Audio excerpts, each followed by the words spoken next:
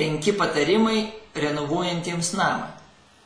Tikitės ypatingų sudėtingų nurodymų? Štai 5 pagal svarbą surikiuoti patarimai. Sandarinkit, sandarinkit, sandarinkit, sandarinkit, šiltinkit. Viskas? Taip, tai paprasta. Ir dažnai tai, kas paprasta, būna ypatingai svarbu. Proporcija šiame sąraše atspindi paminėtų veiksmų svarbumą ir šilumos išsaugojimo patalpose esmę. Tai patvirtina amerikiečių kompanijos Architectural Energy Corporation atlikti tyrimai, įrodantis, kad sandarumas lemia apie 80% šilumos išsaugojimo efektyvumo, o šiluminė varža tik apie 18%. Tai įrodo ir 3 kartos sandaraus šiltinimo technologijos panaudojimo rezultatai, lyginant juos su 2 kartos šiltinimo rezultatais.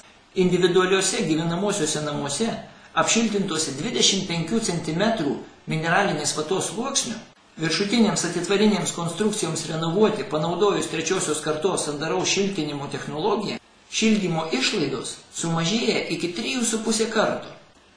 Tai kodėlgi sandarumas nerūpėjo anksčiau? Kol nebuvo 3 kartos sandaraus šiltinimo technologijos ir rimtų pastatų sandarinimo sistemų, nebuvo rimto pagrindo gilintis į sandarumo reikšmę. Vis tiek jo užtikrint nebuvo įmanoma. Todėl buvo deklaruojama, kad šiluma iš pastato pasišalina tokiu būdu.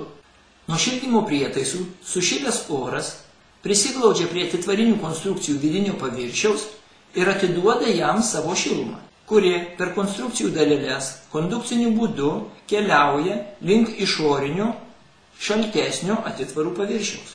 Buvo manoma, kad norint sustabdyti tokį išeinančio šilumos srautą, tai reikia išorinį atitvarų paviršių uždengti gerą šiluminę varžą turinčią šiltinimo medžiagą. Realiai tokiais būdais išeinančio šilumos srauto sustabdyti dažniausiai nepavykdavo. Bet visada šios nesėkmės būdavo nurašomos kitų, dažniausiai šalutinių priežasčių sąskaita. Likusių šalčio tiltelių, prastos langų šiluminės varžos sąskaita ir taip toliau. O kasgi vyksta iš tikrųjų? Detaliau įsigilinus į šilumos praradimo procesą, pasirodė, kad kondukcinės šilumos perdavimas lemia tik tai nedidelę visų šilumos nuostolių dalį. Šiltas oras sudaro didelį slėgį į patalpų atitvaras. Jose visada yra pakankamai daug mikroplyšelių, leidžiančių šiltam orui mažais fontanais trykšti iš patalpų į išorę ir išsinešti brangiai mūsų lėšomis sukurtą šilumą.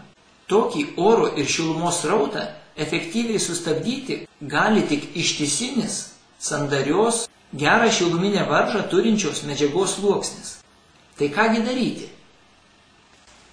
Sandarinkite, sandarinkite, sandarinkite, sandarinkite ir šiltinkite. 3 kartos sandaraus šiltinimo technologijos pagalba jūs pamatysite naujas šilumos išsaugojimo pastatuose galimybės. Sandarinkite šiltai ir nereikės deginti savo pinigų.